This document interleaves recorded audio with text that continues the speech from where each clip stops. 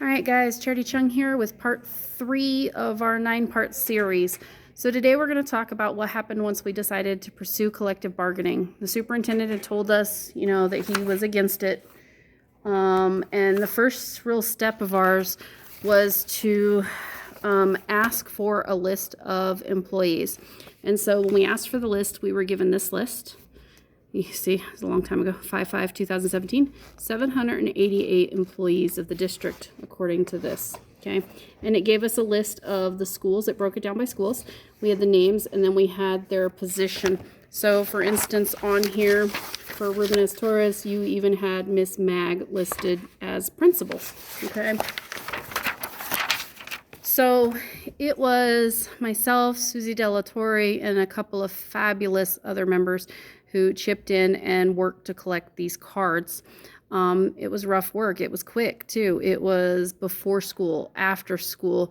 During lunches, Susie ran over and asked some people. It was that type of thing. Not everybody in the district was asked. There were between 70 to 80% of employees were asked if they wanted to sign, and the majority said yes.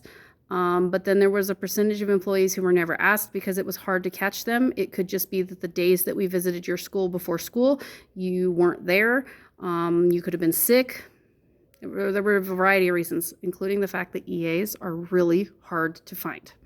Okay, so that was our plan, and we started collecting cards. Now, a week and a half later, the district gave us another list.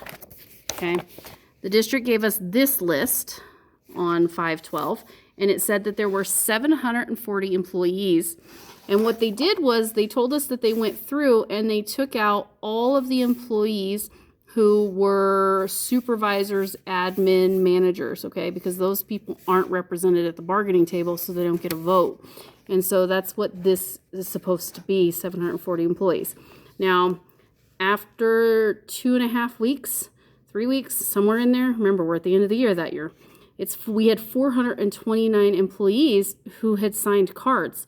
And you can see as we kept adding just a little bit more, okay? We got 429, and I was like, whew, we got 58%. 58%, I'm tired, it's the end of the year, Susie was tired, it was exhausting. And we were like, let's send these in. When we went through our cards, we marked off to everybody that had voted. Okay, not whether they said yes or no, but whether we had asked them, we just marked them off. Well, when I got to the end and we had this collection of cards for people that had voted, I had names that didn't match this list. And when I went back through, what I found out was a lot of them were long-term subs and stuff like that. Well, they weren't on the list, but we didn't feel right throwing those names away. So we put them in a separate little paper clip, and there was like 12 to 14 of them. We put them in a separate paper clip, and we sent them up to the labor board along with everybody else's because we knew that they would get sorted out by the labor board. And so here's the process the labor board follows. So the labor board, first thing they do is they tell the district, hey, we've had a petition. Please send us a list of your employees. So the district sends them this list, okay? Deming Public Schools, 849 employees. Different than our lists, okay? And this list lists everybody. This starts with supervisory and confidential employees. So it has principals, and then the next thing it has is non-certified staff. That's going to be your classified hourly people. And then a little bit farther back, it has all of the certified employees listed, okay? The labor board takes this list and it matches up every single card that we sent them that was signed, okay? And it matches it to say, is this person an employee of the district? And then after they match it to say, yep, you're an employee of the district, they check your job description. And if you're not a manager, not a supervisor, or anything like that, or an administration, then your vote counted yes, okay?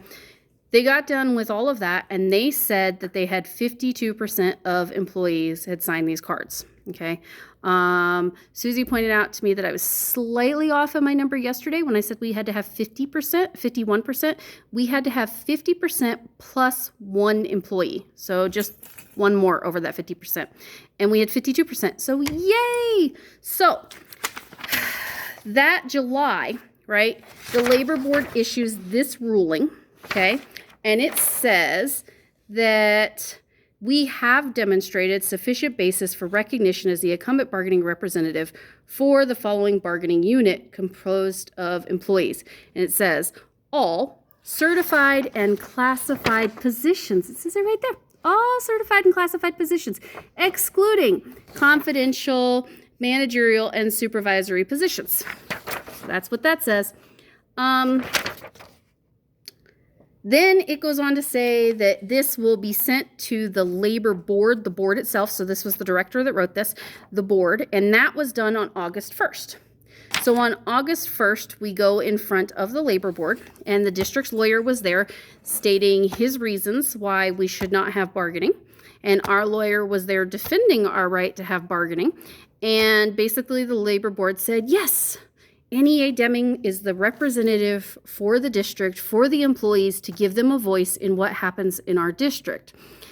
And we had bargaining. It was a total yay moment. We had bargaining. We were going to get some voice in what was happening in the district and some stuff written down that would last from superintendent to superintendent. So exciting. Well, it's now over 2 years later, and we have not completed a collective bargaining agreement. And that's what happens. It's called a CBA, and that lays out what we, the employees, have said as our voice and negotiated with the district. So I'll tell you tomorrow what happened after we got bargaining. Then we'll end up with why we don't have one now at the end here. Have a great day, guys. Bye.